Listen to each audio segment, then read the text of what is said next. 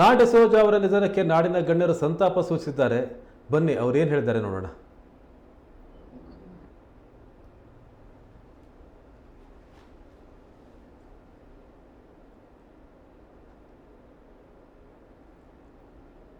ಹಾರಿ ಹೋಗಿದೆ ಅಂತ ಹೇಳಲಿಕ್ಕೆ ಅತ್ಯಂತ ನೋವಾಗುತ್ತೆ.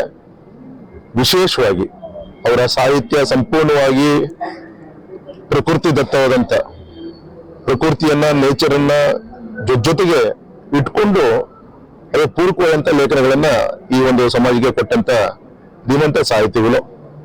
ವಿಶೇಷವಾಗಿ ನಮ್ಮ ಮಲೆನಾಡಿನ ಒಂದು ಸಂತಸರ ಒಂದು ನೋವನ್ನ, ಅಳಲನ್ನ ಅವರ ನಿಖರವಾದಂತ ಲೇಖನದ ಮುಖಾಂತರ ಸ್ಪಷ್ಟವಾಗಿ ಇವತ್ತು ಸಮಾಜಕ್ಕೆ ಮುಟ್ಟಿಸಂತ ಅವರು ಸಾಹಿತಿಗಳು.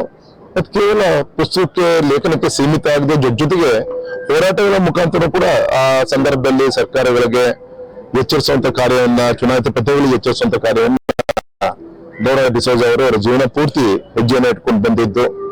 ಮತ್ತೆ ಸಹಜವಾಗಿ ಸರ್ಕಾರಿ ನೌಕರರಾಗಿ ಸೇವೆ ಸಲ್ಲಿಸಿದಂತ ಡಿಸೋಜರ್ ಅವರು, ಶಿವರುದ್ರಪ್ಪನವರು ನಮ್ಮ ರಾಷ್ಟ್ರಕವಿ, ಅವರ ಲೇಖನಗಳು ಕೂಡ ಇವರಿಗೆ ಸ್ಫೂರ್ತಿಯಾಗಿ ತೊಡಸ್ಕೊಂಡಿದ್ರು. ಆಗಾಗ ನನಗಿನ್ನೂ ನೆನಪಿದೆ, ನಾನಿನ್ನು ಕಾನ್ವೆಂಟ್ ಶಾಲೆಯಲ್ಲಿ ಓದ್ಬೇಕಾದಾಗ ಶಿಕಾರಿಪುರಕ್ಕೆ ಅವರ ಒಂದು ಅನೇಕ ಕಾರ್ಯಕ್ರಮಗೋಸ್ಕರ ಅಲ್ಲಿ ಬರೆದಾಗ ಮನೆಗೆ ಬಂದಿದ್ದು, ತಮ್ಮ ತಂದೆ ಜೊತೆ ಒಂದು ಒಳ್ಳೆ ರೀತಿಯಂತ ಒಂದು ಒಳ್ಳೆ ಸಂಬಂಧಗಳನ್ನ ಇಟ್ಕೊಂಡಿದ್ರು. ಅತ್ಯಂತ ನೋವು ಅನ್ಸುತ್ತೆ. ಮತ್ತು ವಿಶೇಷವಾಗಿ ಮೊನ್ನೆ ನಮ್ಮ ಪಾರ್ಲಿಮೆಂಟ್ ಅಲ್ಲೂ ಕೂಡ ಏನಾದ್ರು ಈ ಸಂತಸರ ಒಂದು,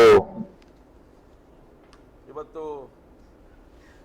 ನಮ್ಮ ಜಿಲ್ಲೆಯ, ನಮ್ಮ ರಾಜ್ಯದ ಖ್ಯಾತ ಸಾಹಿತಿಗಳು ನಾ ಡಿಸೋಜ ಅವರು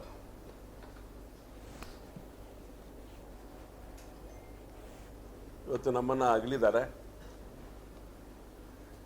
ನಿಜವಾಗಲೂ ಅವರ ಸರಳ ಸಜ್ಜನಿಕೆ, ವ್ಯಕ್ತಿತ್ವ ನಾವೆಲ್ಲರೂ ಅನುಕರಣೆ ಮಾಡುವಂಥ ರೀತಿಯೊಳಗಡೆ ಇದ್ದಂಥದ್ದು ಅದು. ನಾನು ಅವ್ರ ಜೊತೆ ಅನೇಕ ಬಾರಿ ಅವ್ರ ಜೊತೆ ಸಭೆಗಳಲ್ಲಿ ನಾನು ಪಾಲ್ಗೊಂಡಿದ್ದೇನೆ, ಅನೇಕ ಕಾರ್ಯಕ್ರಮಗಳಲ್ಲಿ ಪಾಲ್ಗೊಂಡಿದ್ದೇನೆ. ಅವರ ಪರಿಸರ ಕಾಳಜಿಯ ಹೋರಾಟಗಳಲ್ಲಿ ನಾನು ಕೂಡ ಪಾಲ್ಗೊಳ್ಳುವಂಥ ಅವಕಾಶಗಳನ್ನು ಲಭಿಸಿತ್ತು. ಈ ಥರದ ಪರಿಸರದ ಕಾಳಜಿ, ಸಾಹಿತ್ಯ ಲೋಕಕ್ಕೆ ಅವರದೇ ಆದಂಥ ಕೊಡುಗೆ, ಅವರ ಸರಳತೆಯ ಒಂದು ನಡವಳಿಕೆ ಇವತ್ತು ನಮ್ಮ ಸಮಾಜಕ್ಕೆ ದೊಡ್ಡ ನಷ್ಟ ಆಗಿದೆ ಅಂತೇಳಿ ನಾನು ಭಾವಿಸ್ತೇನೆ. ಅವರು 2014ರಲ್ಲಿ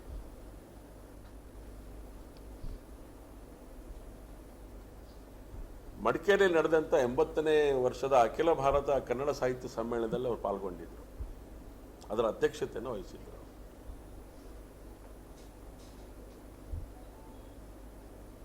ಕರ್ನಾಟಕ ಸಾಹಿತ್ಯ ಅಕಾಡೆಮಿ ಪ್ರಶಸ್ತಿಯನ್ನು ಕೂಡ ಆ ಸಂದರ್ಭದಲ್ಲಿ ಅವರಿಗೆ ಲಭಿಸಿತು. ಈ ರೀತಿ ಅನೇಕ ಪ್ರಶಸ್ತಿಗಳನ್ನು ತಮ್ಮ ಮುಡಿಗೇರಿಸಿಕೊಂಡು, ಇನ್ನು ನನಗೆ ಬಹಳ ನೆನಪು ಉಳಿದಿರೋದು ಅಂತ ಹೇಳಿದ್ರೆ, ಶಿವಮೊಗ್ಗದ ದಸರಾವನ್ನು ಉದ್ಘಾಟನೆ ಮಾಡಲಿಕ್ಕೆ ಅವರನ್ನು ಕರೆದಿದ್ವಿ ನಾವು. ದಸರಾವನ್ನು ಉದ್ಘಾಟನೆ ಮಾಡಿದಂಥ ಒಬ್ಬ ಮಹಾನ್ ಶ್ರೇಷ್ಠ ಕಲಾವಿದ, ಖ್ಯಾತ ಸಾಹಿತಿ, ಚಿಂತಕರು. ನನಗೆ ಆಶ್ಚರ್ಯ ಆಗಿದ್ದು ಅವ್ರ ಮನೆಯಲ್ಲಿರುವಂಥ ಮಕ್ಕಳ ಹೆಸರುಗಳನ್ನು ನೋಡಿದಾಗ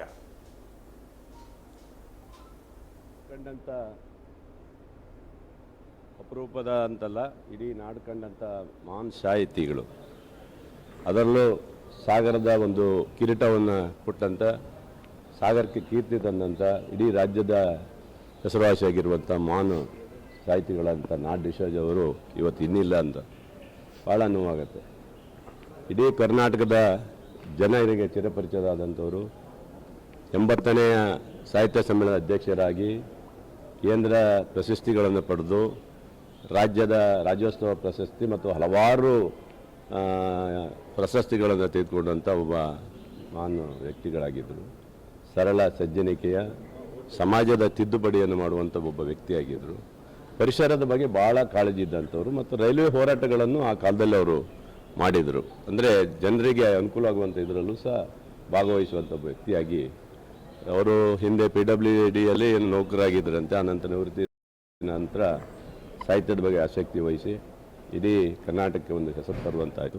ಬರೆದಿರುವ ಹಲವಾರು ಪುಸ್ತಕದಲ್ಲಿ ಕೆಲವೊಂದು ಸಿನಿಮಾಗಳು ಆಗಿದ್ದಾವೆ, ಸಿನಿಮಾ ಅವು ಸಹ ಹಿಟ್ಟಾಗಿದ್ದಾವೆ ಅಂತ ಒಂದು ಒಬ್ಬ ಮಹಾನ್ ವ್ಯಕ್ತಿ ಇವತ್ತು ನಮ್ಮ ಮುಂದೆ ಬಂದಾಗ, ನಾವು ಸಾಗರದಲ್ಲೇ ಇದ್ದಂಥದ್ದು. ನಾನು ಆವಾಗ ಕಾಗೋಡು ಸಾಹೇಬ್ರ ಮನೆ ಹತ್ರ ಇದ್ದಾಗ ನಾನು ಅವ್ರ ಪಕ್ಕದಲ್ಲೇ ಅವರ ಮನೆ ಇತ್ತು. ಆ ಬಾಲ್ಯದಲ್ಲೇ ನಾನು ನೋಡಿದಂಥವನು. ಭಾಳ ಸಜ್ಜನ ಒಬ್ಬ ವ್ಯಕ್ತಿಯವರು. ಯಾರು ಜೊತೆಗೆ ಹೆಚ್ಚು ಯಾರು ಮಾತಾಡಿದ್ರೆ ಮಾತ್ರ ಮಾತಾಡ್ತಿದ್ರು, ಮಾತಾಡ್ತಿಲ್ಲ, ಅವರೊಟ್ಟಿಗೆ ಅವ್ರು ಹೋಗ್ತಾಯಿದ್ರು. ತುಂಬ ಒಳ್ಳೆಯ ವ್ಯಕ್ತಿ ಆಗಿದ್ದರು. ಇವತ್ತು ಭಾಳ ನೋವಾಗುತ್ತೆ. ಇವತ್ತು ನಮ್ಮ ತಾಲೂಕಿಗೆ ಒಂದು ಕೊಡುಗೆ ಇತ್ತು, ಇವತ್ತು ನಷ್ಟವಾಗಿದೆ ಅಂತ ನಾವು ಅನ್ನಿಸ್ತೀವಿ. ರಾಜ್ಯಕ್ಕೆ ನಷ್ಟ ಆಗಿದೆ. ಪ್ರಾಂತದ ಅತಿ ದೊಡ್ಡ ಸಾಹಿತಿ, ಅಖಿಲ ಭಾರತ ಸಾಹಿತ್ಯ ಸಮ್ಮೇಳನದ ಸರ್ವಾಧ್ಯಕ್ಷರಾಗಿದ್ದು, ವಿಶೇಷವಾಗಿ ಮಲೆನಾಡಿನ ಮುಳುಗಡೆ ಪ್ರದೇಶದ ರೈತರ ಮಲೆನಾಡಿನ ಗೇಣಿ ಸಮಸ್ಯೆಗಳನ್ನು ಚಿತ್ರವಾಗಿ ಬರೆದ ಅನೇಕ ಕಾದಂಬರಿಗಳು ಇವತ್ತಿಗೂ ಸರ್ಕಾರದ ನಿಯಮಾವಳಿಗಳು ಬರಲಿಕ್ಕೆ ಸಹಕಾರಿಯಾಗಿದೆ. ಇಂಥ ಜೀವವನ್ನು ನಮ್ಮ ಮಲೆನಾಡಲ್ಲಿ ಪಡೆದಂಥವರು ನಾವೇ ಧನ್ಯರು. ಇವರ ಅಗಲಿಕೆ ನಮ್ಮ ಸಾಹಿತ್ಯ ಲೋಕಕ್ಕೆ, ಕೃಷಿ ಲೋಕಕ್ಕೆ ಅತಾದ ಘಾತವನ್ನು ಉಂಟು ಮಾಡಿದೆ. ಆದರೂ ಅವರು ದೈಹಿಕವಾಗಿ ನಮ್ಮ ಹತ್ರ ಇಲ್ಲದೇ ಇದ್ದರೆ ಅವರ ಚೇತನ ಸದಾ ನಮ್ಮ ಜೊತೆ ಇರುತ್ತೆ. ಕನ್ನಡ ಹೆಮ್ಮೆಯ ಪುತ್ರ, ಮಲೆನಾಡಿನ ಪುತ್ರ ಅಂತ ಹೇಳಿ ನಾನು ಅವ್ರನ್ನ ಕೇಳ್ತೀನಿ. ಧನ್ಯವಾದ.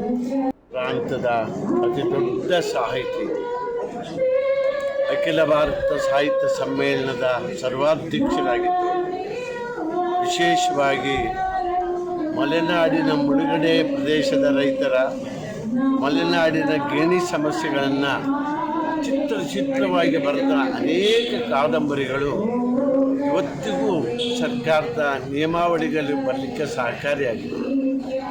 ಇಂಥ ಜೀವವನ್ನು ನಮ್ಮ ಮಲೆನಾಡಲ್ಲಿ ಪಡೆದಂಥವರು ನಾವೇ ಧನ್ಯರು.